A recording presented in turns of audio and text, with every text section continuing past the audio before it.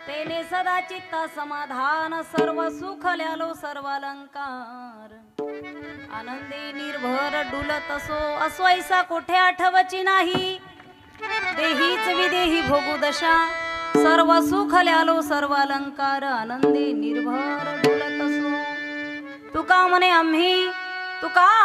आम्ही झालो अग्निरूप लागोने दीपाप पुण्यांगा सर्व सुख ल्यालो सर्व अलंकार आनंदी निर्भर डुलत असो विठ्ठल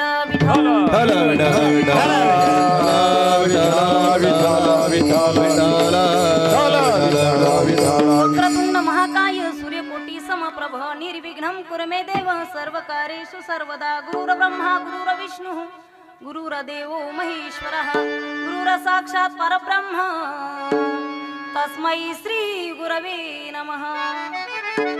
महायोग पीठे तटे भीमरथ्यां वरं पुंडरीकाय दातुं मुनीन्द्रेः समागत्य तिष्ठन्तमानन्द कंदं परब्रह्मलिंगं भजे पांडुरंगं। पांडुरंग करू प्रथम नमन पांडुरंग करू प्रथम नमन पांडुरंग करू प्रथम नमन पांडुरंग करू प्रथम नमन हे पांडुरंग करू प्रथम नमन पांडुरंग करू प्रथम नमन पांडुरंग करू प्रथम नमन पांडुरंग करू प्रथम नमन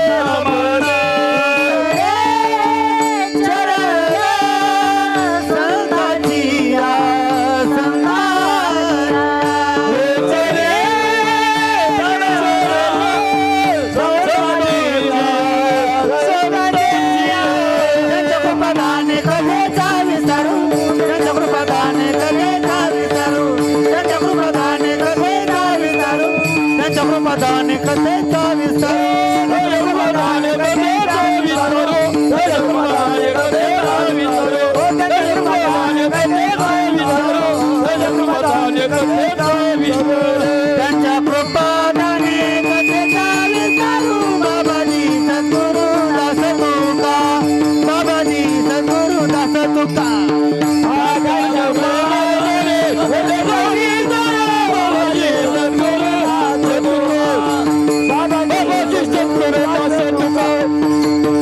तुका ज्ञानेश भगवान विष्णु निवृत्तीर भगवान हरा सोपान भगवान ब्रह्मा मुक्ताख्या ब्रह्मचित्तला ज्ञानेशांच्या ज्ञानमूर्ती साक्षात प्रेम स्वरूपिणं नामदेव दयामूर्तीं नाथं वंदे पुनः पुनः वैरागीश परममूर्ती देव क्षत्र निवासिनं तुकाराम महाराष्ट्रं भक्तराज चतुष्टम श्री संताची हे माता चरणावरी साष्टांग हे करी दंडवत सदा नाम घोष करू हरी कथा तेने सदा चित्ता समाधान सर्व सुख ल्यालो सर्व अलंकार आनंदी निर्भर डुलत असो विठ्ठल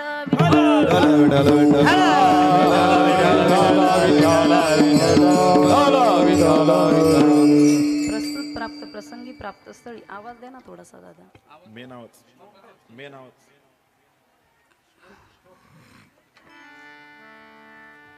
कीर्तन सेवेकरता निवडलेला अभंग महान भगवत भक्त संत श्रेष्ठ संत सम्राट विश्व वंदे महाराष्ट्र भूषण वारकरी संप्रदायाला कलशस्थानी शोभून दिसणारे जगद्गुरु तुकोबराय यांचा चार चरणाचा आयुष्याच्या साधने सच्चिदानंद पदवी घेणे आयुष्य किती दिवस जगला त्यापेक्षा कसा जगला हा सिद्धांत देणारा अभंग सेवेकरता निवडलेला आहे विठ्ठल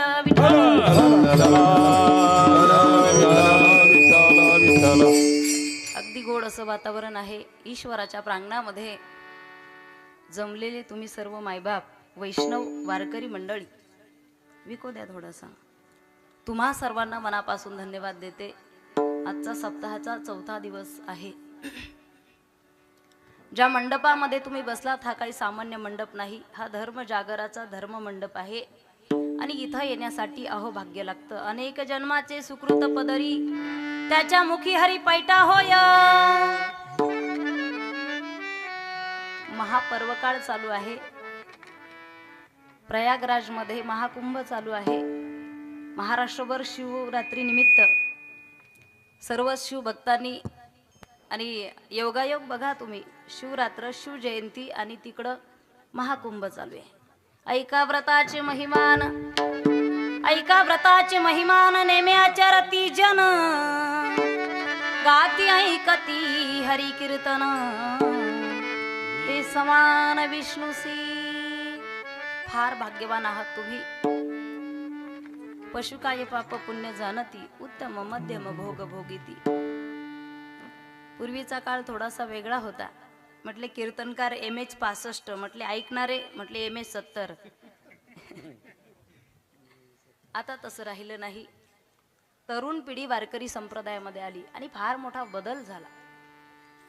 धर्मामध्ये तरुण पिढी आली आणि तरणा भाग्यवंत नटे हरी कीर्तनात. खरं सांगू सज्जन आहो, तारुण्यामध्ये परमार्थ हा जास्त शोभत असतो बर का. जसं तारुण्यामध्येच बाशिंग बांधलेलं हे जास्त शोभत असतं. आता तसे योग येत नाही.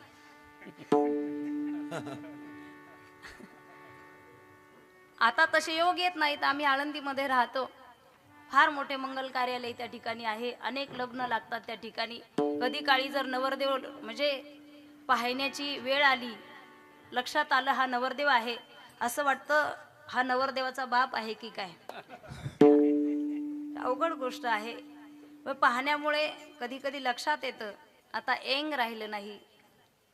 वय निघून गेलं. म्हटले MH 35, 40, 41 आणि तेवढ्या थाटात चालतो तो परत. बहारो फूल बरसाओ. म्हटले फूल नवीनच आहे. फूल नवीनच आहे, सुगंध तोच आहे, पण तुम्ही जुने झालात. तुम्ही जुने झालात. हा पर्वकाळ चालू आहे. पशु काय पाप पुण्य जाणती उत्तम मध्यम भोग भोगिती. तारुण्यामध्ये परमार्थ हा जास्त शोभत असतो बर का. तारुण्यामध्ये केलेली धर्माची सेवा ही जास्त शोभत असते. तारुण्यामध्ये केलेली देशाची सेवा ही जास्त शोभत असते. तुम्ही विचार करा, तारुण्यामध्येच एखाद्याने कल्पना केली की मला आषाढी वारी करायची आहे आणि पायी जायचं आहे. तारुण्यामध्ये जर तो सांगू लागला गावभर की मी आता आषाढी वारीला जाणार आहे, ऐकणारे म्हणतील काय नवल आहे, तुझं तारुण्य आहे, तू येंग आहे, तुझ्या ताकद आहे नाही का, तू जाऊ शकतो कुठे वारीला आणि ते शोभस आहे. जर एखाद्याने म्हटलं MH माझं आता 70 वय झालं नाही का, 70 झालं, आता मी काय करतो, म्हटले काय आता वारीला जातो. लोक म्हणतील बाबा आयुष्यभर लोकांचे बांध कोरले तेव्हा तुला वारी दिसली नाही आणि आता वारीला निघाला. आता पायाने राजीनामा दिलेला आहे, आता कानाने सुद्धा राजीनामा दिलेला आहे. आणि जर कानाने राजीनामा दिला तर ऐकायला मिळत नाही, मुखाने दिला तर बोलता येत नाही, डोळ्याने दिला तर पाहता येत नाही. म्हटले जग लय सुंदर आहे. अरे दिसलं कुठं. तरुणा भाग्यवंत नटे हरी कीर्तनात. तुम्हा सर्वांना पण पुनश्च एकदा धन्यवाद देते. अगदी गोडसा हा कार्यक्रम या ठिकाणी चालू आहे. एकल्याचा नवता खेळ म्हणून मेळ मिळविला जमविला. आवाजाचं क्लिअर करा बरं का, व्यवस्थित नाहीये. अखंड हरिनाम सप्ताह पिंपळगाव बहुला व श्री ग्रंथराज ज्ञानेश्वरी पारायण सोहळा, सर्वांना हा आनंद देणारा सोहळा या गावामध्ये चालू आहे. खरं सांगू, मी नेहमी रोजच्या कीर्तनामध्ये सांगत असते, खरे वैष्णव जे असतात, खरे वारकरी जे असतात, ते वाट पाहत नाही की दिवाळी किती तारखेला आहे, दसरा किती तारखेला आहे. ते वाट पाहतात की आमच्या सप्ताहाची तारीख किती आहे. अगदी समस्त ग्रामस्थ मंडळी आणि सर्व तरुण वर्ग सर्वांच्या सहयोगाने हा कार्यक्रम चालू आहे. कारण मी आत्ताच सांगितलं, इथं आल्याच्या नंतर तुम्ही सगळी तरुण मंडळी तुमच्या गावचे मला भेटले. म्हटले ताई, आम्ही आमचं जे आयुष्य आहे अगदी साधन होऊ दिलं नाही, जॉब करून परमार्थिक क्षेत्र जपलं आहे. तुम्हा सर्व तरुणांना मनापासून धन्यवाद देते. अगदी या कार्यक्रमासाठी ज्यांनी संपर्क केला असे असणारे आमचे लहू महाराज गोविंद भाऊ घुगे आणि प्रवीण भाऊ नागरे यांनाही मनापासून धन्यवाद देते. ज्यांची माईक सिस्टीम आहे त्यांनाही धन्यवाद देते. इथं जमलेले सर्व वारकरी मंडळी ज्यांची प्रथम चाल झाली त्यांनाही धन्यवाद देते. इकडं मृदंगाचार्य आहे, इकडं चोपदार आहेत, चोपदार बाबा आहेत का दादा आहेत?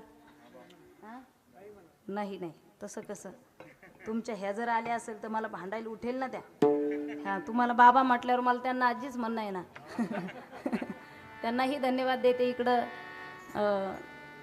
या ठिकाणी आपण पाहताय हा सोहळा घडत असताना हा आनंद उपभोगताना या ठिकाणी आहेत विनेकरी आहेत, त्यांनाही धन्यवाद देते. इथं माता भगिनी आहेत त्यांनाही धन्यवाद देते. आम्ही जोडीने या ठिकाणी आहेत त्यांनाही धन्यवाद देते. खऱ्या अर्थाने सप्ताहाचा तुम्ही जोडीने आहात. मला तरी करंट लागलं, तुम्ही इकडून इकडं कसं काय आला. कसं आहे आनंद म्हणजे मी सांगत असते सत्ययुगापासून प्रथा चालू होती. सत्ययुगापासून कोणती प्रथा चालू होती की एखाद्या स्त्रीचा पती मेला तर त्या स्त्रीला सती जावं लागायचं. पूर्वीच्या काळामध्ये सती जावं लागायचं, पण ती प्रथा बंद झाली. ती म्हटली बळीराजाची पत्नी त्या ठिकाणी बळीराजाची आई म्हटली नहीं गई बिरोचन राजा के साथ ऐसा पुत्र पैदा किया प्रभू पसारे हात. बळीराजा पुढे भगवंताला सुद्धा हात पसरावे लागले. तेव्हापासून प्रथा ही बंद झाली आणि म्हणूनच स्त्रीला सती म्हटलं जायचं. मी सांगत असते कीर्तनाच्या माध्यमातून आपण एखाद्या लग्नाला एकटीने गेलं तरी चालेल. पाहुणे आपुलकीने सांगत असतात जोडीने या जोडीने या जोडीने या, पण तुमचं जर जाणं होत नसेल जोडीने तर तुम्ही एकट्या गेल्या तरी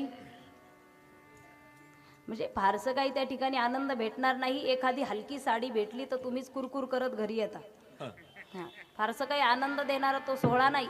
एखाद्या लग्न सोहळ्याला तुम्ही एकटा गेला तरी चालेल, पण कीर्तनाला येत असताना धर्माच्या कार्यक्रमाला येत असताना सतीने एकटीने यायचं नाही, तर आपल्या सत्याला बरोबर घेऊन यायचं. आपल्या सत्याला बरोबर आणायचं. आणि जर कधी कधी काही सत्या खूप आडमुठ असतात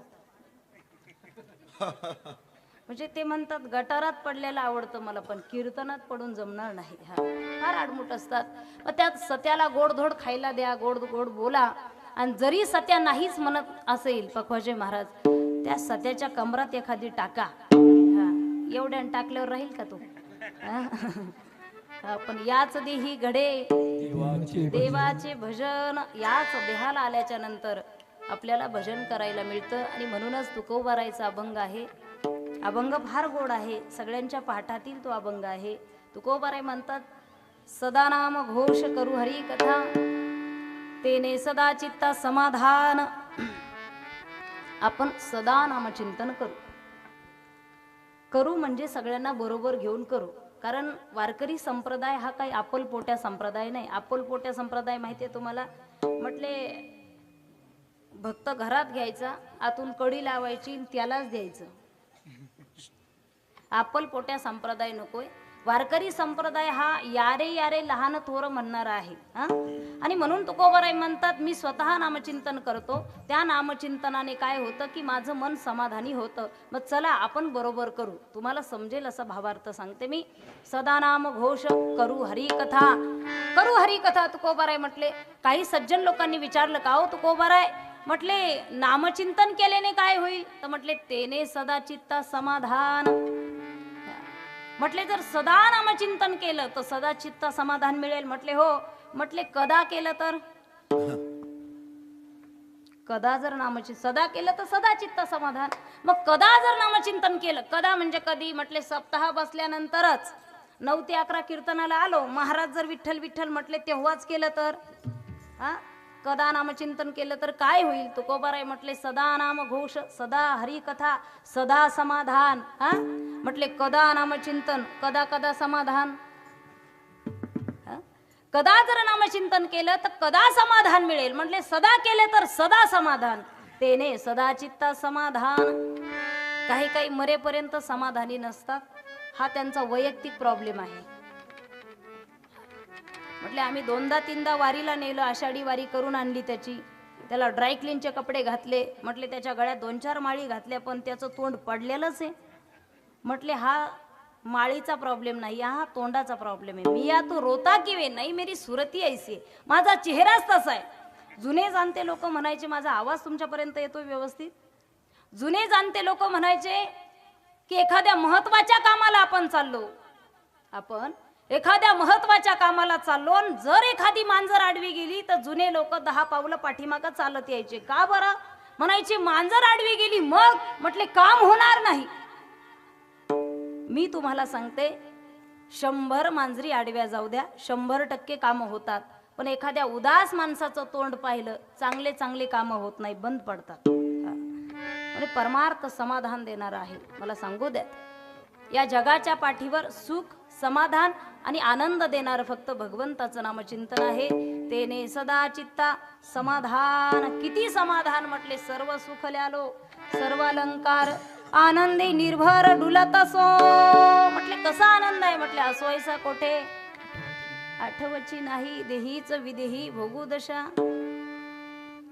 निर्भयतेने डोलणं हे भक्ताचं लक्षण आहे. आता बाकीचेही डोलतात, बाकीचे काही डुलत येत नाही का, पण त्यांचा एक टायमिंग ठरलेला असतो. कधी काळी जर आम्हाला एखाद्या गावात कीर्तनाला जाण्यासाठी उशीर झाला तर 6च्या नंतर असे आम्हाला देशी भक्त भेटतात. मग आनंदे निर्भर डुलत असो, मग किती डुलत असो, तर म्हटलं एक जण गटारात पडलं. एक जण गटारात पडलं, डुकराचं शेपूट त्याच्या हातामध्ये आलं. त्याला वाटलं बायकोची वेणीच ही की काय. तो म्हटलं मी तर पडलोच. म्हटलं पण तू पण पडलीच का माझ्या शेजारी येऊन. मग त्याने सदाचित्ता म्हटले असा डोलणारा महात्मा नाही तर कसा डोलणारा महात्मा, तर म्हटले माळशिरस गावी तुकोबारायचं कीर्तन होतं. तुम्ही जर पंढरपूरच्या वारीला जात असाल तर तुम्हाला माळशिरस हे गाव माहीत असेल. माळशिरस या गावी माझ्या तुकोबारायचं कीर्तन होतं. मग कीर्तनाला गेल्याच्या नंतर गावातल्या लोकांनी सांगितलं महाराज, म्हटले काय आजचं कीर्तन चांगलं झालं पाहिजे, चांगलं झालं पाहिजे. म्हटले कीर्तन चांग होय अंग हरिरूप.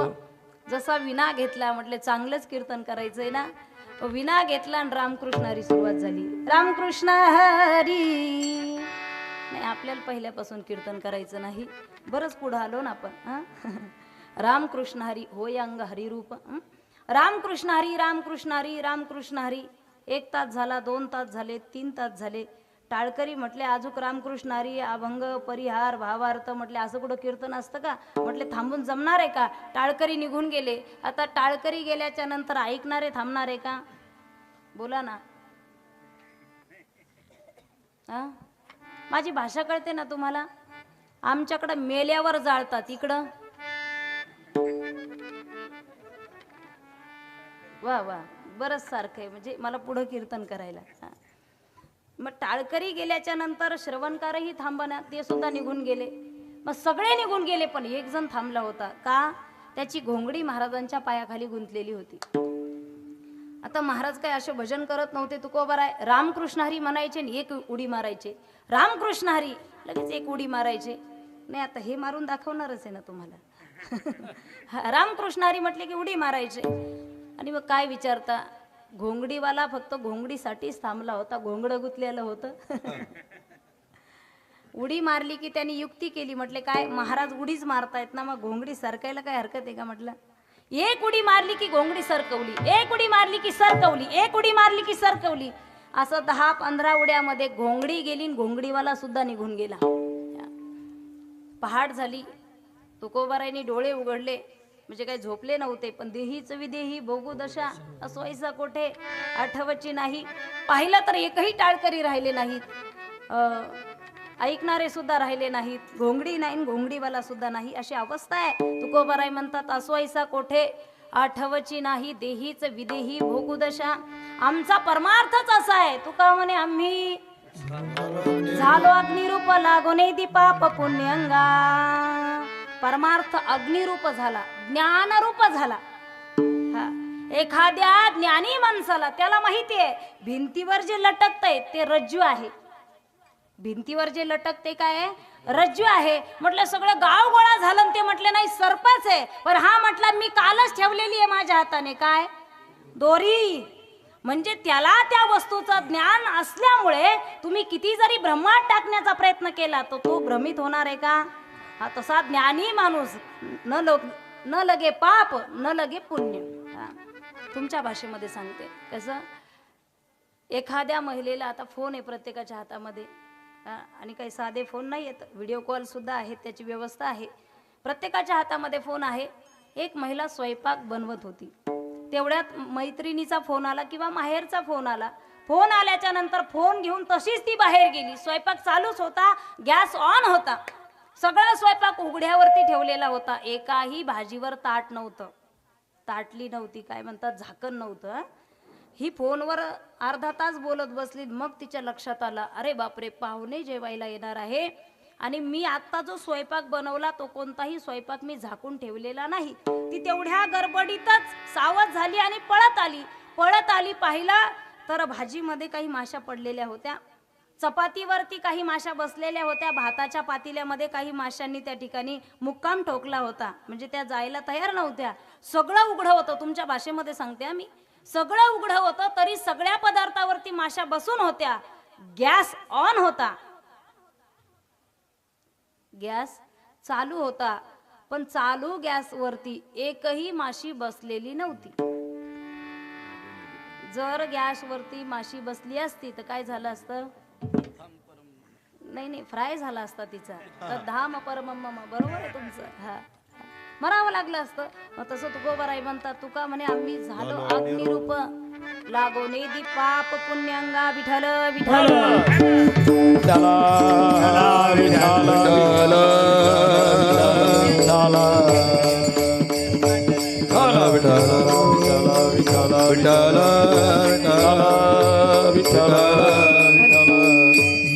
याचा बेस कमी करा बरं.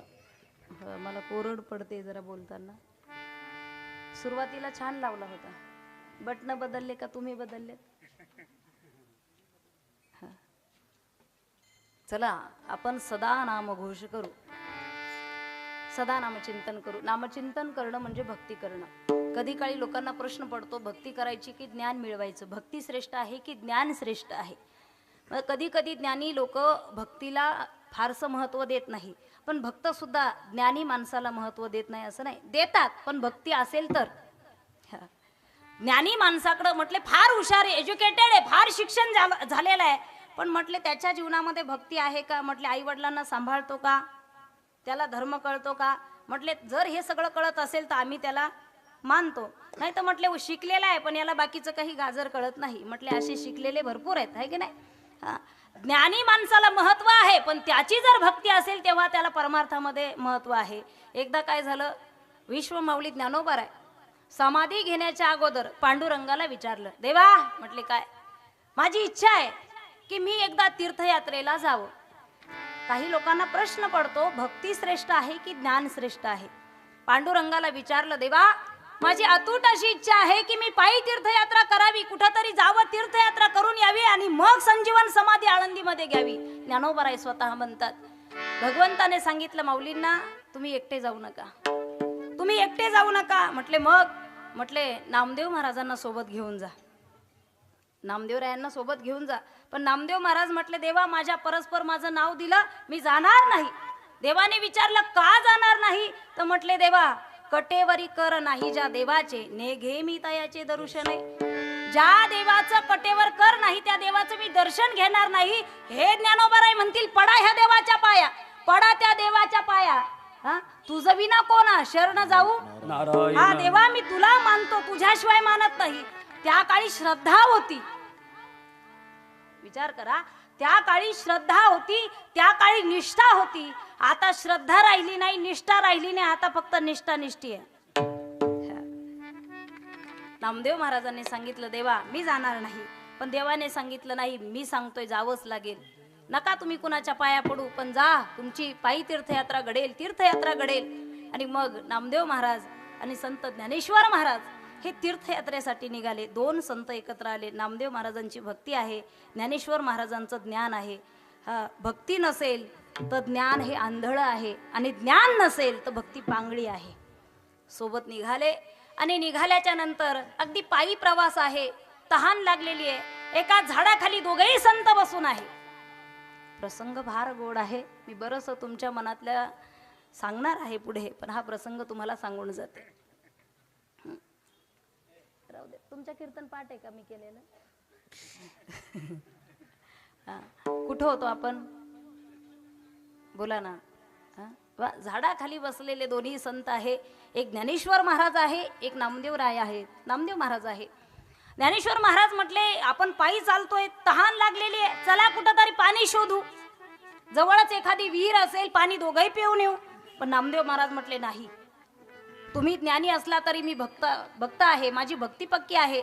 मला तहान लागली हे देवाला कळतं, मला तहान लागली हे माझ्या भगवंताला कळतं, मी पाण्यापर्यंत जाणार नाही. म्हटले मग? म्हटले पाणीच माझ्याकडे येईल. ज्ञानेश्वर महाराजांना तहान लागली होती, इकडं तिकडं शोध घेतला, जवळच एक विहीर होती, विहिरीमध्ये थोडासा झरा होता, उतरण्याची व्यवस्था होती, त्या झऱ्यामध्ये थोडंसं पाणी होतं. स्वतः पिले, एक दुर्न घेतलं, पानाचं दुर्न केलं आणि नामदेव महाराजांसाठी त्या दुर्णामध्ये पाणी घेऊन आले. पण नामदेव महाराजांची भक्ती फार पक्की होती. नामदेव महाराजांनी सांगितलं, तुम्ही जरी माझ्यासाठी पाणी आणलं म्हणजे काही उपकार केला नाही, त्या देवानीच तुम्हाला ज्ञान दिलं तेव्हा तुम्ही मला पाणी आणलं. ज्ञानोबाराय म्हटले जाऊ द्या, भांडण्यापेक्षा घ्या पाणी, कारण आपल्याला बरोबर प्रवास करायचा आहे. कधी कधी एखाद्या बरोबर जर प्रवास करायचा असेल आणि तो प्रवास जीवनभरचा असेल तर आजचे भांडण सोडून द्या, विलाज नाही. म्हणजे तुम्ही आमच्यावर घेतलं वाटतं. नाही, ज्याच्या बरोबर आपल्याला जीवनाचा प्रवास करायचा आहे सोडून द्यावं लागतं, नाही तर मग काय 498 करायचे का? हा, ज्ञानोबाराय म्हटले ठीक आहे, भगवंतानी जरी मला ज्ञान दिलं पण घ्या पाणी. घ्या पाणी म्हणजे असं एवढ्या गोडीत नाही, उपहासाने बोलले. उपहासाने बोलणं माहितीये तुम्हाला? एखाद्या लग्नाला 70 रुपयाचा डबा नेती बाई, 70 रुपयाचा, वरमाईचं नाव टाकून इकून नाव टाकायला सुरुवात केली की नाव इकून भेटायला येतं.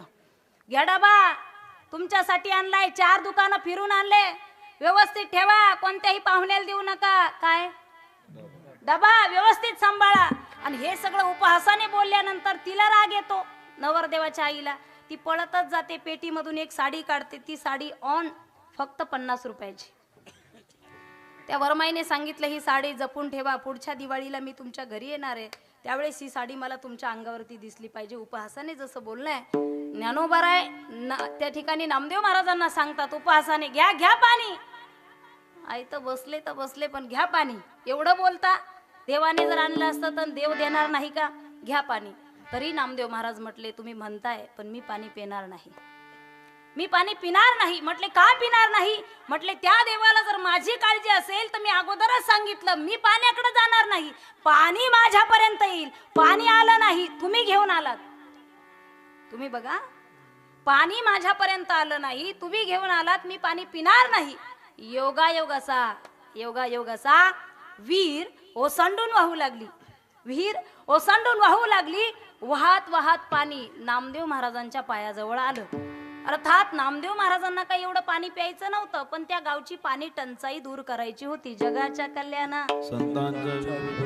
आणि मग ते संत म्हणतात तुम्हाला जर वाटत असेल समाधान प्राप्त व्हावं, अभंगाचं प्रथम सदा नाम घोष करू हरि कथा, सदा नाम घोष करू हरि कथा, सदा नाम घोष करू हरि कथा, सदा नाम घोष करू हरि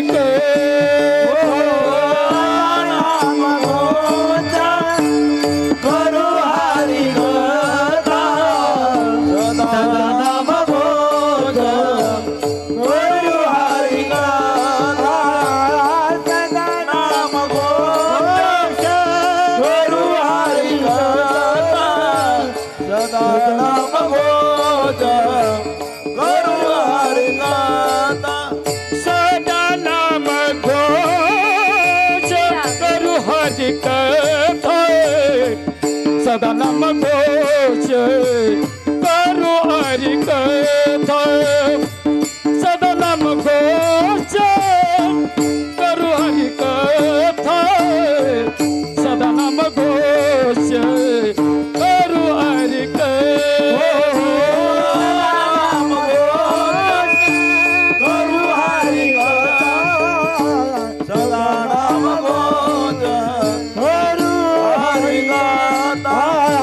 सदा नाम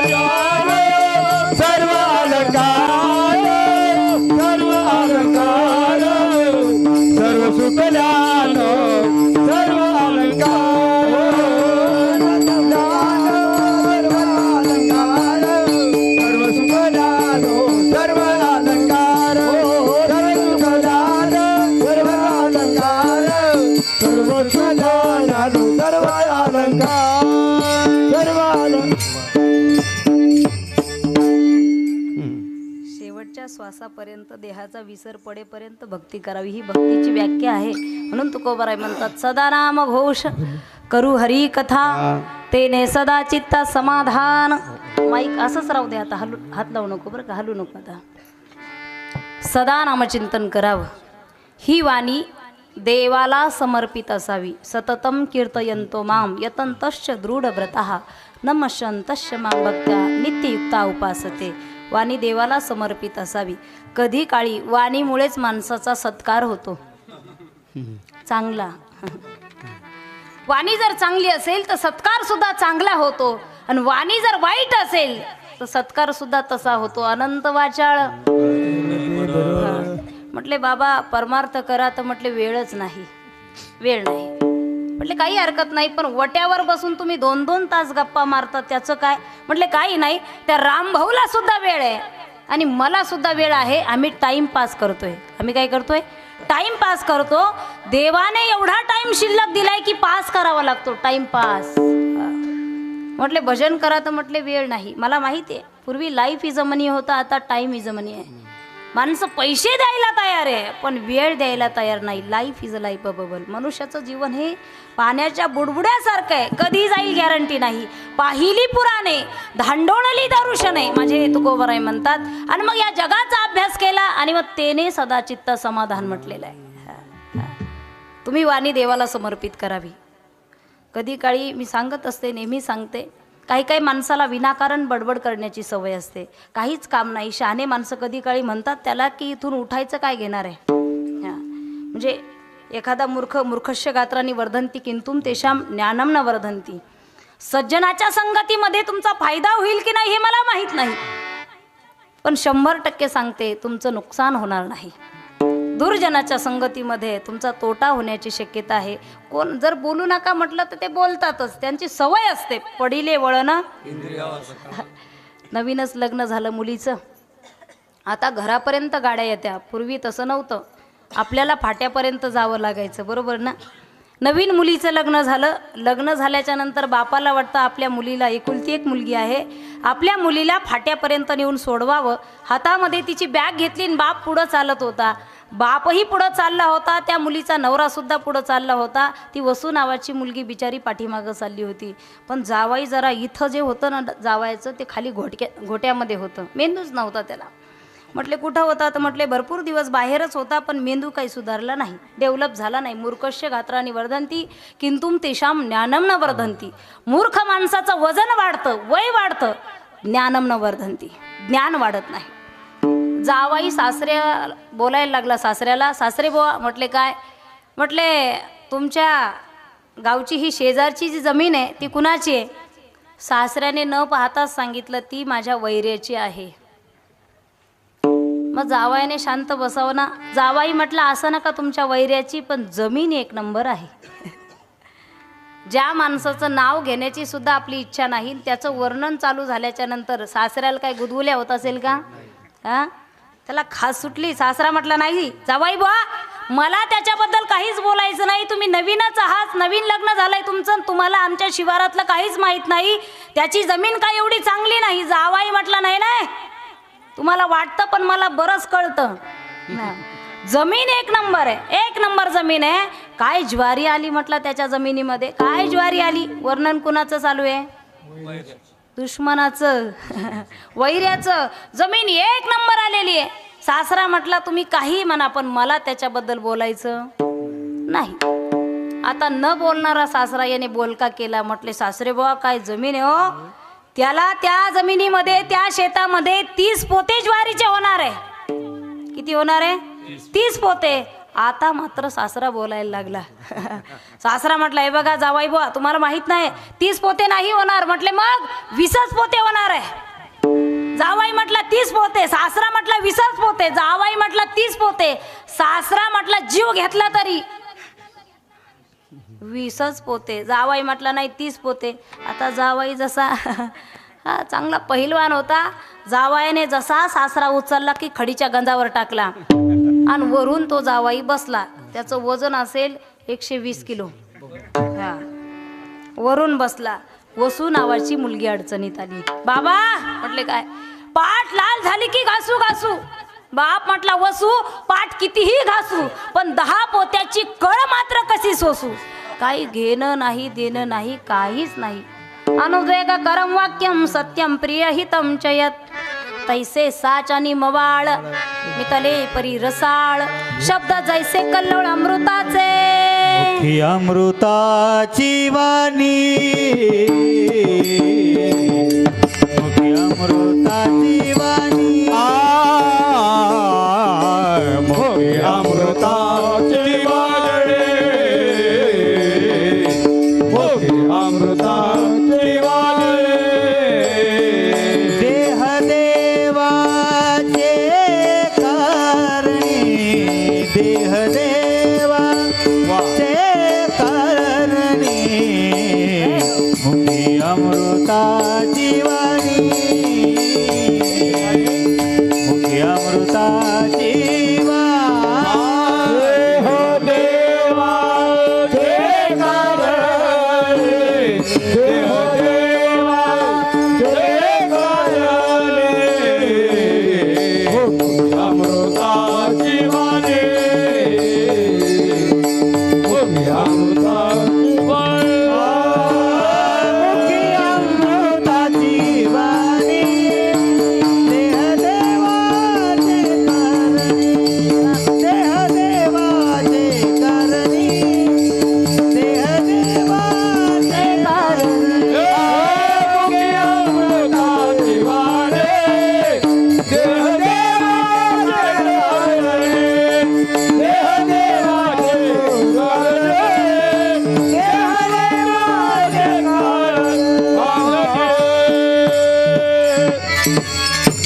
मुखी अमृताची वाणी देह देहाची धंदा गोविंदाचे पवाडे हो गोविंदाचे पवाडे. पत्नी अन्न करता गेली तरी तुकोबाराय म्हणतात बरे झाले देवा निघाले दिवाळे. आता असं कोणी म्हणणार नाही. गेली तर म्हटले दुसरीची व्यवस्था करा. भेटत नाही ही शोकांतिका आहे पण हाऊस फार आहे. आम्ही एकदा पहाटे कीर्तन करून गेलो. दुपारची वेळ होती. एक व्यक्ती आम्हाला भेटायला आले. त्यांचं वय असेल तरी 62-63 त्यांचं वय असेल. आणि ते बाहेर पार्किंगमध्ये येऊन बसले. महाराजही त्यांच्यासोबत बोलत होते. ते म्हटले ताई 13 वर्ष झाले तुमची मुलींची संस्था आहे. एवढ्या मुली राहून गेल्या. 150-200 मुली दरवर्षी येतात. फार मोठा महाराष्ट्रभर संपर्क आहे. मग एखादी मुलगी पहा. महाराजांशी बोलतच होते. महाराज म्हटले बघू बघू यानंतर. ते म्हटले तसं नाही असं तुम्ही बघणार नाही पण मी तुम्हाला 2 लाख रुपये कमिशन देतो. म्हणजे तसं फुकट बघू नका. 2 लाख रुपये घ्या पण मुलगी बघा. आता तसा शब्द ऐकल्यानंतर मी पटकन बाहेर आले आणि मी म्हटलं काही हरकत नाही तुमच्या कमिशनची आम्हाला काही गरज नाही. आमच्याकडे भरपूर शेण आहे. तुमच्या काही गरज नाही आम्हाला. उठा इथून. तुम्ही कोण मुलगा आहे तुमचा? एक काम करा तुम्ही मुलाचा फोटो आणि बायोडेटा माझ्या मोबाईलला पाठवा. ते जे होते ना बसलेले ते म्हटले मीच मुलगा आहे म्हटले. मला सांगू द्यात. हां माझा भाव फार शुद्ध आहे आणि घडलेली वस्तुस्थिती आहे काल्पनिक नाही. नंतर कोविड आला. कोरोनामध्ये त्यांना कोरोनाही झाला कावीळ झाला. म्हणजे हे सगळं होण्याच्या अगोदर 10-15 दिवस आमच्यावर रागाने उठून गेले ते. मी म्हटलं कशाला करता हे सगळं? तुम्ही ज्ञानेश्वरी पारायण करा. आम्ही तुमच्या भोजनाची व्यवस्था करतो आळंदीमध्ये. त्यांना राग आला मी बोललेली. 10-15 दिवसानंतर त्यांनी मला डायरेक्ट जेजुरीच्या गडावरचेच फोटो पाठवले उचललेलं. उचललं. हां म्हणजे एवढं वय होतं तरी त्यांनी उचललं. काही जण दुसऱ्या पायरीवरून खाली येतात तरी त्यांनी उचलून तो फोटो मला पाठवला. मला सांगू द्यात कोविडमध्ये त्यांना कोविड झाला. नंतर कावीळ झाला. कावीळमध्ये ते गेल्याच्या नंतर त्यांचे शब्द मला आठवले. ते जाता जाता मला बोलले होते. म्हटले ताई पुढची व्यवस्था असावी म्हणून मला लग्न करायचे. व्यवस्था तशीच राहिली. ते निघून गेले. आपण व्यवस्था करतो आपल्या प्रपंचामध्ये. व्यवस्था तशीच राहते. माणसं निघून जातात. हां माणसं मरतात. इच्छा मात्र अपूर्णच असते. मग माझे तुकोबाराय म्हणतात जर इच्छाच करायची असेल ती नामघोषाची करा. व्यसनच करायचं असेल ते नामचिंतनाचं करा. व्यसन करू नका या मताची मी नाहीये. इथं तरुण मुलं बसलेले आहेत. व्यसन करू नका या मताची मी नाही आहेत. व्यसन आम्हीही करतो, पण ते व्यसन धर्माच्या कार्याचं असावं, ते व्यसन समाज कार्याचं असावे, ते व्यसन त्या ठिकाणी सीमेवर लढण्याचं असावं, ते व्यसन मात्र चांगलं असावं, नामचिंतनाचं असावं. जाम पर जाम पीने से क्या फायदा, जाम पर जाम पीने से क्या फायदा, सुबह पियोगी शाम को उतर जाएगी, लेकिन हरि नाम का प्याला एक बार तो पी के देख, तेरी जिंदगी सवर जाएगी, तेरी जिंदगी सवर जाएगी. व्यसन करत नाही का तरुण मंडळी? आता इथं आल्याच्या नंतर ही सगळी तरुण पिढी मी पाहिली, युवा तरुण मंडळ या ठिकाणी सप्ताहाचं खूप युवा प्रतिष्ठान मंडळ, ह्या सगळ्या मंडळींना मी पाहिलं तर मला फार आनंद वाटला, मनाला भावलं. महाराज, वारकरी संप्रदायाने केलेली ही फार मोठी प्रगती आहे. वारकरी संप्रदायामध्ये तरुण कीर्तनकार आले, तरुण गायक आले, तरुण वादक आले. काय बदल झाला असं जर कोणी जुने जाणते लोक विचारत असेल तर या कीर्तनाच्या सोशल मीडियाच्या माध्यमातून मी त्यांना सांगेल, अरे तरुण कीर्तनकार वारकरी संप्रदायामध्ये आले, तरुण गायक आले, तरुण वादक आले. ही सगळी तरुण मंडळी वारकरी संप्रदायात आल्यामुळे जी तरुण पिढी व्यसनाधीन जाणार होती तेच तरुण आता सप्ताहाचं निवेदन करू लागले. हा वारकरी संप्रदायाने केलेला फार मोठा बदल आहे महाराज. नाही तर काही काही गावामध्ये आम्ही महाराष्ट्रभर फिरते, मी महाराष्ट्राभर, आणि त्या ठिकाणी बाहेर सुद्धा जाण्याचा योग येतो. गेल्याबरोबर लोक म्हणतात, ताई तेवढं व्यसनावर बोलावं. सप्ताहाचं वर्ष कितवं आहे म्हटले, 40 पूर्ण झालेत. कुळी कन्या पुत्र होती जे सात्विक, तयाचा हरीक वाटे देवा. बरं किती व्यसन करावं कळत नाही ना महाराज. एक जण रात्री 12 वाजता पिऊन आलं आणि आल्याच्या नंतर त्यांचं इम्प्रेशन वेगळंच असतं. आता कुत्रेही त्यांना जास्त भुंकत नाही, कारण कुत्र्यांनी तो नाद सोडून दिला. कशाचा? किती दिवस भुंकणार, म्हणजे वाफ घालणार तोंडाची. रात्री 12 वाजता एक जण पिऊन आला आणि पत्नीवर इम्प्रेशन टाकू लागला. आता मी सांगत असते, सगळीकडे इम्प्रेशन टाकलं तरी चालेल, पण तेवढी जागा सोडली पाहिजे, मोकळीची सोडली पाहिजे. पत्नीवर इम्प्रेशन टाकू लागला. म्हटलं, हे बघ, मी जर सरपंच झालो तर गावच बदलून टाकेल. म्हटला, मी काय साधा माणूस आहे का? मी सरपंच झालो गाव बदलून टाकेल, मी आमदार झालो तालुका बदलून टाकेल, मी खासदार झालो जिल्हाच बदलून टाकेल, मी मंत्री झालो राज्यच बदलून टाकेल. पत्नी म्हटली, हे बघा, दारूच्या नशेमध्ये पॅन्ट म्हणून परकर घातलाय तो पहिला बदला, तो एकदा बदलला की बाकी सगळं हळूहळू आपण बदलू म्हटली ती. म्हटली फार कठीण आहे ना महाराज. आमचे वैकुंठवासी गुरुवारे इंगळे बाबा नेहमी सांगायचे, किती प्यावी काही न कळत नाही. 2 जण रात्रीचा प्रवास पायी चालत गावाकडे निघाले आणि ते कधीच रस्त्याने नीट चालत नाही. ते इकडं तोल गेला का तिकडंच निघत आहेत, तिकडं गेला का तिकडंच, आणि तिकडं तोल गेला का तसंच शेतामध्ये निघाले ते. आणि शेतामध्ये त्यांना एक विहीर दिसली. विहीर माहिती आहे ना तुम्हाला? विहीर दिसली. आता इकडं डोक तिकडं डोक. त्या विहिरीमध्ये एकाने डोकावून पाहिलं तर त्या विहिरीमध्ये पाणी होतं आणि त्या पाण्यामध्ये चंद्राचं प्रतिबिंब दिसू लागलं. आता हे देहीचं विदेही बघू दशा अवस्थेमध्ये नव्हते. आता पिलेला होता, याने डोकावून पाहिलं तर याला चंद्र दिसला. हा मागच्याला म्हटलं, अय चंद्र तर विहिरीत पडला. म्हटलं, चंद्र चंद्र विहिरीत पडला. मागचा म्हटला, पडू दे मरू दे, आपण तर नाही पडलो, आपण तर व्यवस्थित आहे ना. म्हटलं, आपण नाही पडलो ना, चंद्रच पडलाय ना, पडू दे चंद्राला. पुढचा म्हटला, हे बघ, असं नाही असं नाही, हा चंद्र इथं विहिरीत पडला, आमच्या घरावर किती अंधार झाला असेल म्हटलं तिकडं. मग म्हटला, तू माझा साथीदार आहे, मित्र आहे, हा चंद्र बाहेर काढावा लागेल, तसं जमणार नाही. किती अंधार आहे म्हटलं तिकडं.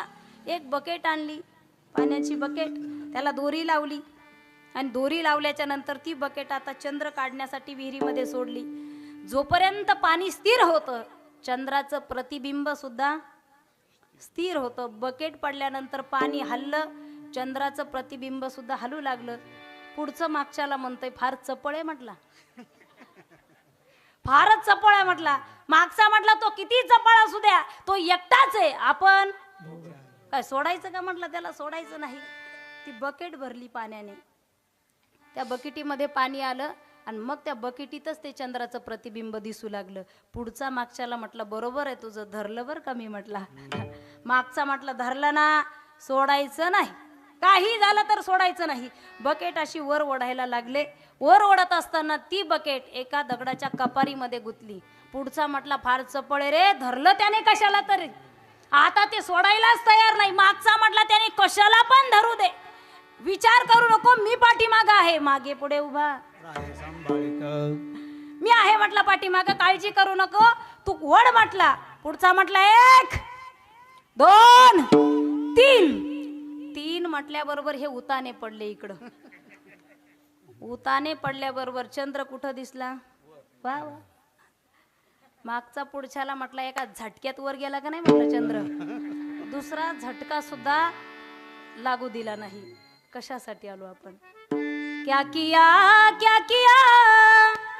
तूने जीवन गमा दिया, क्या किया रे, जिसे पाना था उसको तो खो दिया रे, जिसे पाना था उसको तो खो दिया रे, पाना था उसको तो खो दिया रे, अमृत छोड़ा पिता ही शराब रे, भगवान के नाम से मुंह मोड़ दिया, अमृत छोड़ा पिता है भगवान के नाम से वो मुड़ जाए। क्या किया क्या किया क्या किया क्या किया, तूने जीवन गमा दिया, क्या किया रे, जिसे पाना था उसको तो खो दिया, जिसको पाना था उसको तो खो दिया, जिसको पाना था उसको तो खो दिया.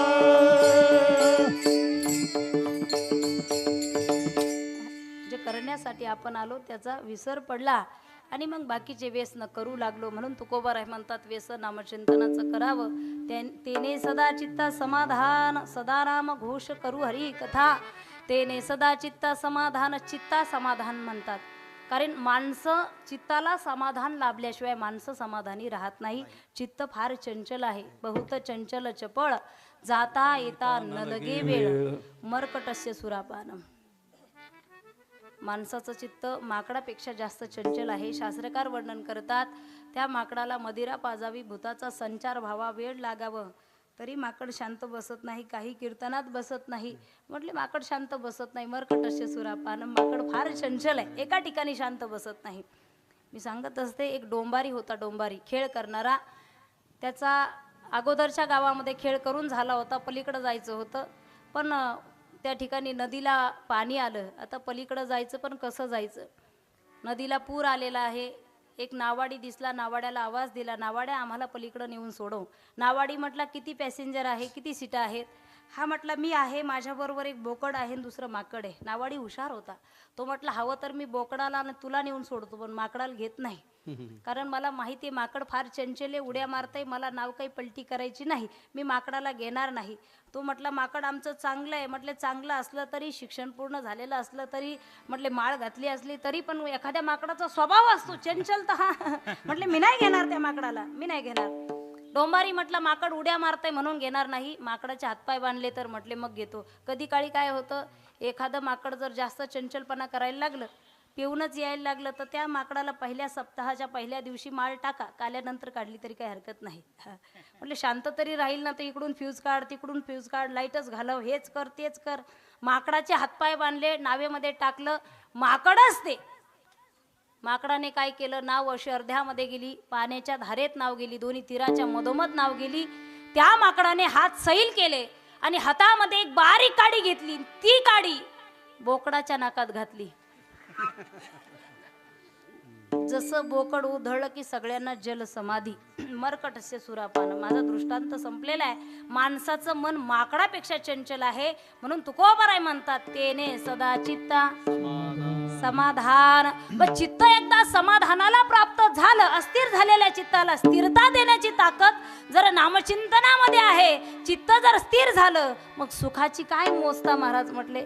सुख किती मिळेल काय सांगू, शब्दात सांगता येणार नाही, तरी सुद्धा अभंगाच्या दुसऱ्याच्या सर्व सुख ल्यालो सर्व अलंकार सर्व सुख ल्यालो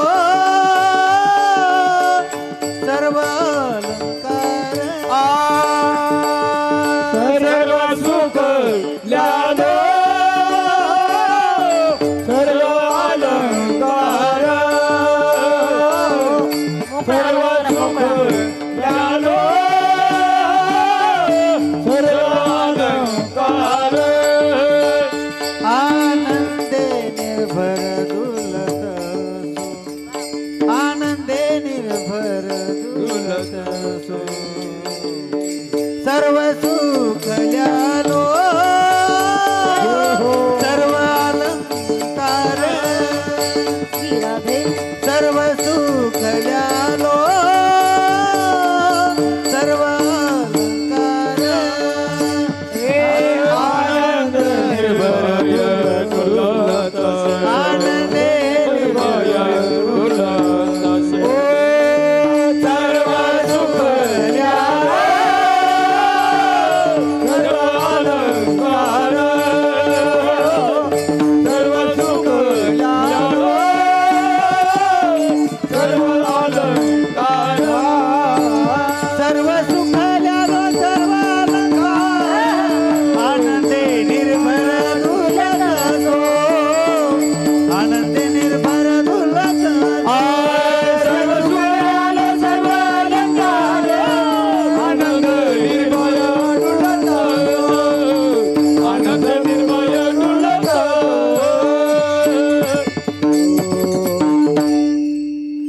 भक्ती करणाऱ्या व्यक्तीसाठी सांगितले सर्व सुख ल्यालो सर्व अलंकार. येड्याला नाही, येडीला सासरही सारखं आणि माहेरही सारखं. म्हटले सप्ताह होता तेव्हाही आनंदाने उठला की ते दुःख नाही. हा, सासरी जाताना रडत नाही, माहेरी येताना हसत नाही. काही ते एवढे चतुर समजतात स्वतःला. म्हटले अनेक महाराज मंडळी सांगून गेले, अनेक सप्ताह झाले, वाऱ्या केल्या, सगळं झालं, पण मी सगळ्याला फसवलं. म्हटले कसं फसवलं? झालं नाही कीर्तन आपलं अजून का हळूहळू. तसंही कीर्तन आपण आता 12 वाजले की सोडू, घड्याळीतले नाही.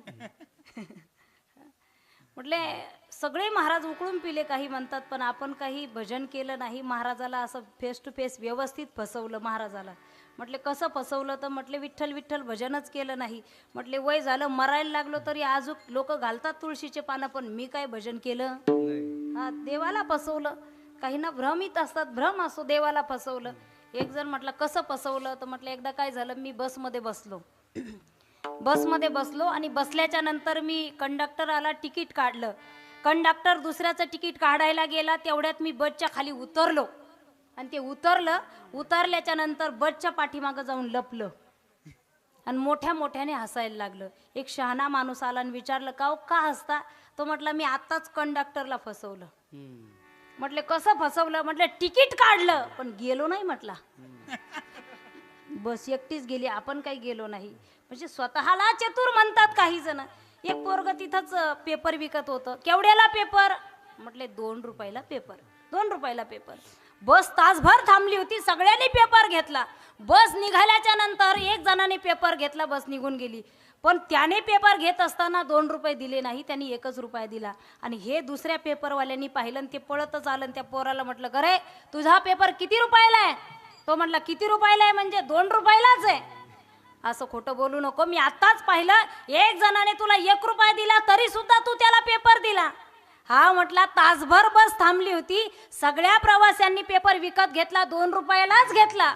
पण बस निघाल्याच्या नंतर यांनी 1 रुपया माझ्या हातावर ठेवला. माझ्या लक्षात आलं हे लबाडे. म्हणजे डॉक्टरने सांगितलं ट्यूमर झाला, कॅन्सर झाला, मग म्हणतो माळ घाला. माझ्या लक्षात आलं. म्हटले आयुष्यभर कधी वारी केली नाही ना, आता म्हणतो मला आळंदीला राहायला यायचं. माझ्या लक्षात आलं याच्या कमरात घरीहून लाता घातलेल्या दिसतात. माझ्या लक्षात आलं हे लबाड आहे. म्हटले मग तू कशाला पेपर दिला 1 रुपयाला? त्याला कशाला पेपर दिला? पेपरवाला म्हटला मी कुठं हातचा पेपर दिलाय? कालचा नाही जस काही तुम्ही तिथं होत्या क्या बात आहे. हा कालचा नाही म्हटले मागच्या आठवड्याचा भेळ खायला ठेवला होता तो पेपर देऊन टाकला. देव काय सोपा आहे का? बरोबर आहे तुमचं. चतुरा तो शिरोमणी गुणला बंद्याची खाली, चतुरा तो शिरोमणी गुणला बंद्याची खाली, मुकुट सकळा मणी धन्य तोची विठोबा. शिरोमणी गुणला बनला ठिकाणी, चतुरा तो शिरोमणी गुणला बनला ठिकाणी, मुकुट सकळा मणी क्या बात. धन्य तुझी विठोबा.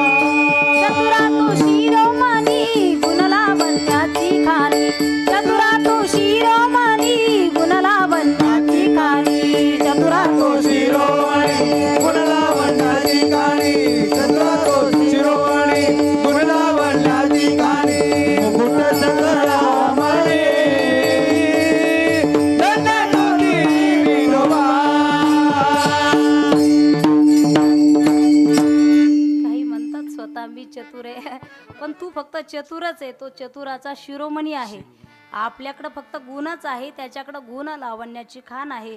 आणि त्याच्या नामचिंतनामुळे आपल्याला सुख समाधान आनंद प्राप्त होतो. म्हणून जर आनंद मिळत असेल सुख मिळत असेल तर नामचिंतन करायला काही हरकत नाही. सगळ्यांनी दोन्ही हात वरती घ्या. वा कॅमेरा एकदा त्यांच्याकडे.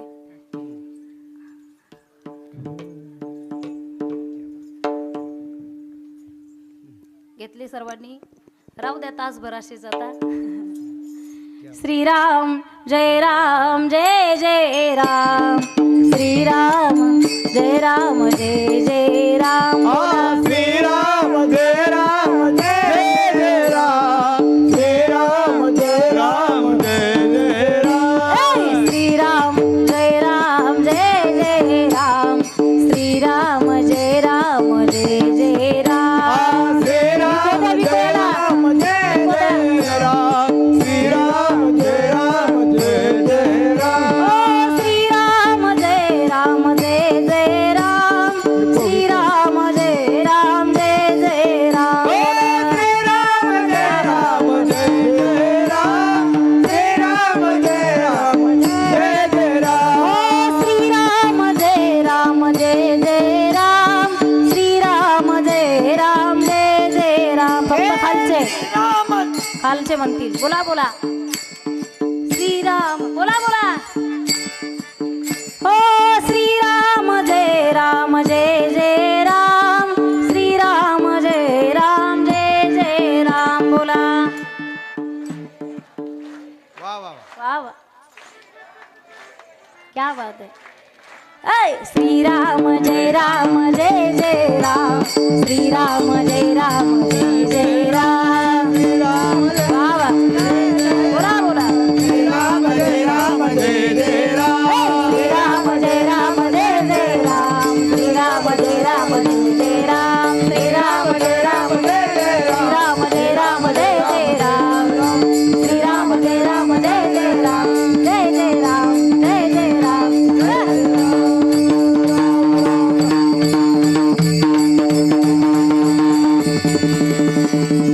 विठोबा रखुमाई, बार कुमार बार कुमार बार कुमार बार कुमार बार कुमार हरि बार कुमार बार कुमार बार कुमार बार कुमार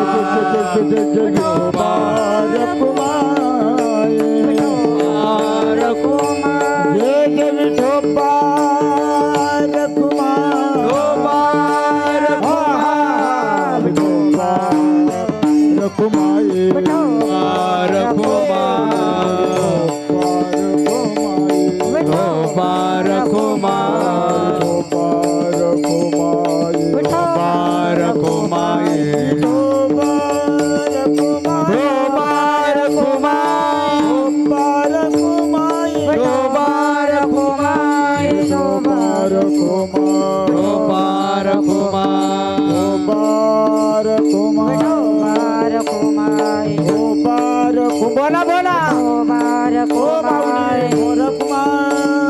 विठोबार कुमार विठोबार कुमाये पार कुमार पार कुमाये पार कुमार पार कुमाये पार कुमार पार कुमार सुखल्यालो सर्व अलंकार आनंदी निर्भर डुलत सुख. सुख केव्हा मिळतं? ज्याचे कर्म चांगले असेल तेव्हा सुख मिळतं बरं का.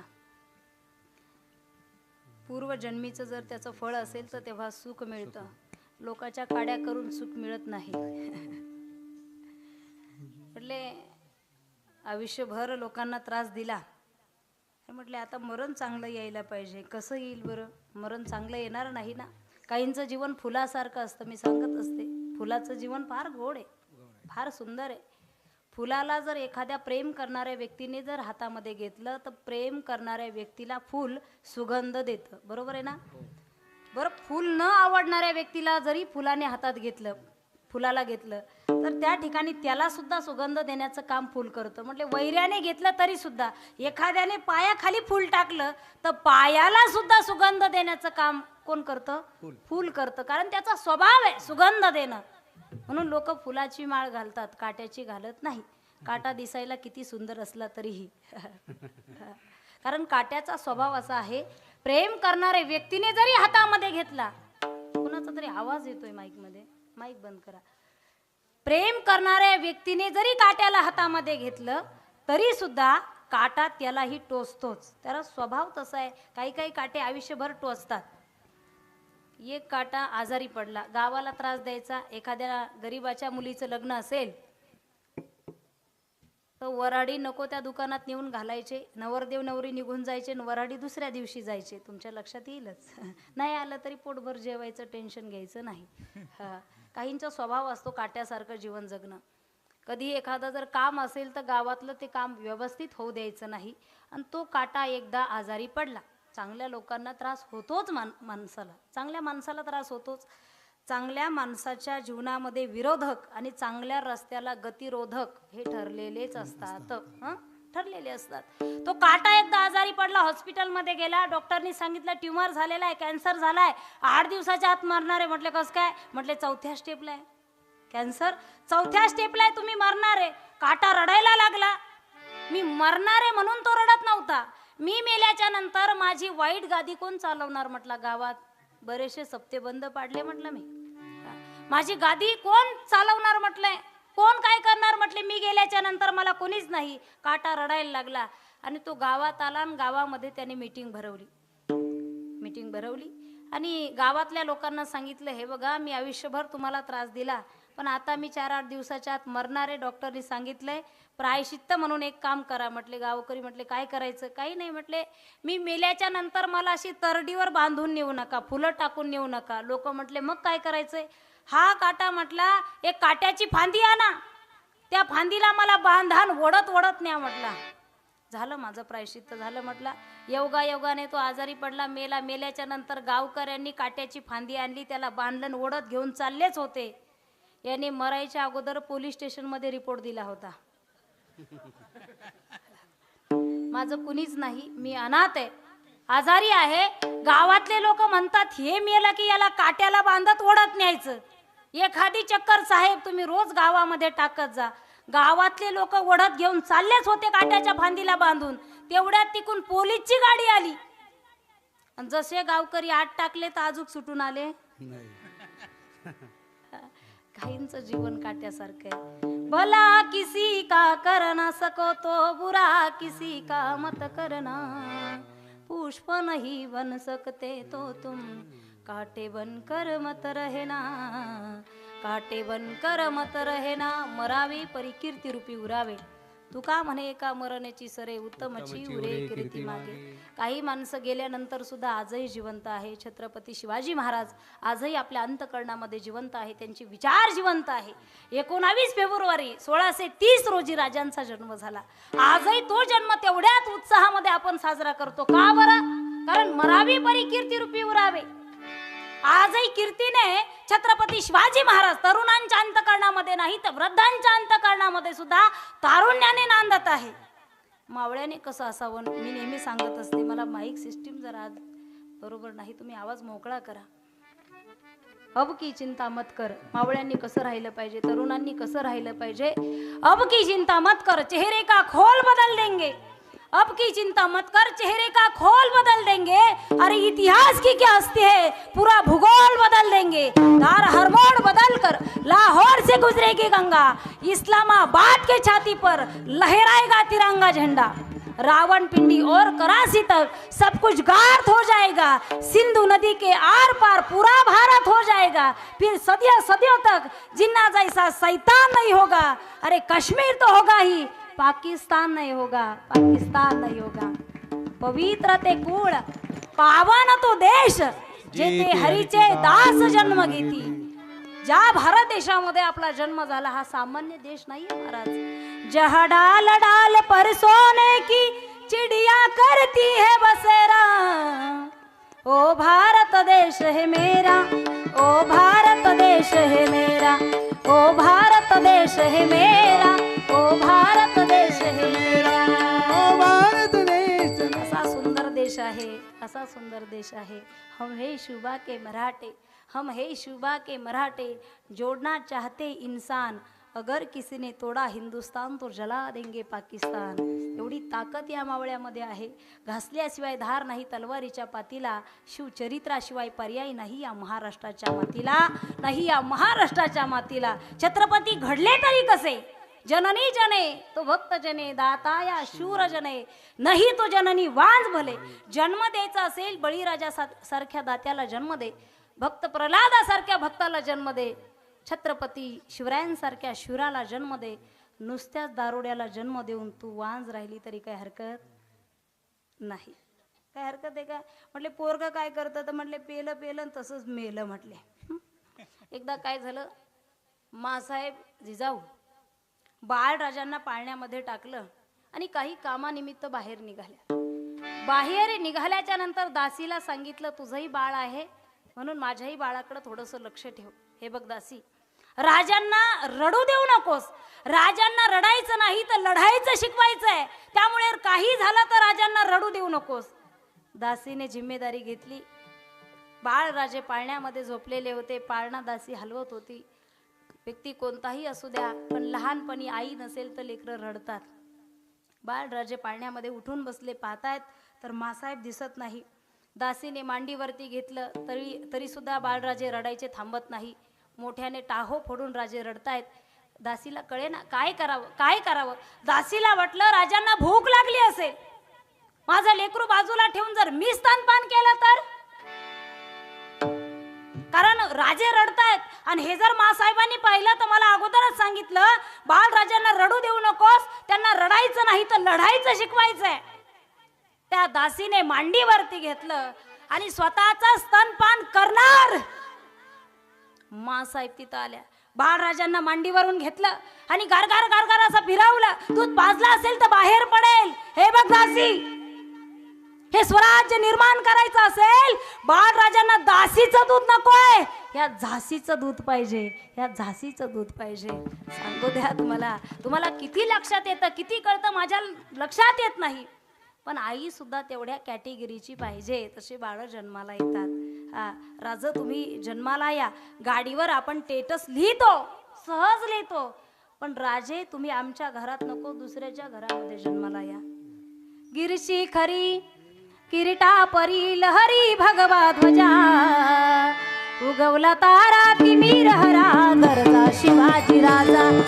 उगवला तारा तिमीर हरा गरजा शिवाजी राजा. उगवला तारा तिमीर हरा गरजा शिवाजी राजा. उगवला तारा तिमीर हरा गरजा शिवाजी राजा. युगायुगाचा गडकंधार येवनचा करी करी सरदार. येवनचा करी करी सरदार. येवनचा करी करी सरदार. मराठी मरदा होऊन पुरता, मराठी मरदा होऊन पुरता, चाटल्या शत्रूच्या भुजा, आहो चाटल्या शत्रूच्या भुजा. उगवला तारा तिमीर हरा गरजा